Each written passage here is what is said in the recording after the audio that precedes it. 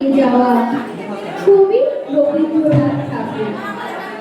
ছোট আমার মেয়ে সঙ্গীতের ডাক শুনতে পেয়ে সিঁড়ি দিয়ে নিচের তলায় যাচ্ছিল সে নেমে।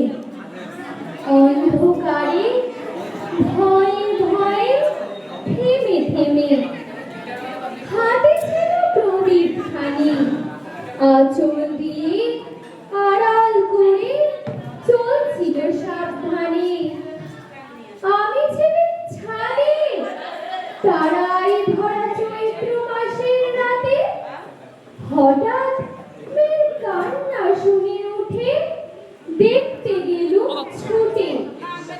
সিঁড়ির মধ্যে যেতে যেতে প্রদীপটা তার নিভে গেছে বাতাসেতে।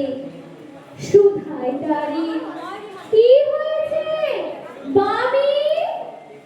সে কেঁদে কয় নিজে থেকে, হারিয়ে গেছি আমি।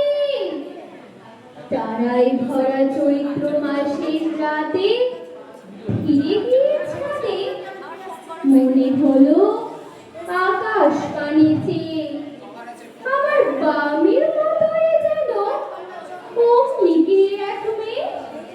নীলাম্বরের আঁচল খানি ঘিরে দীপশিখাকে বাঁচিয়ে একা চলছে ধীরে ধীরে। নিত্য যদি আলো যদি হঠাৎ যেত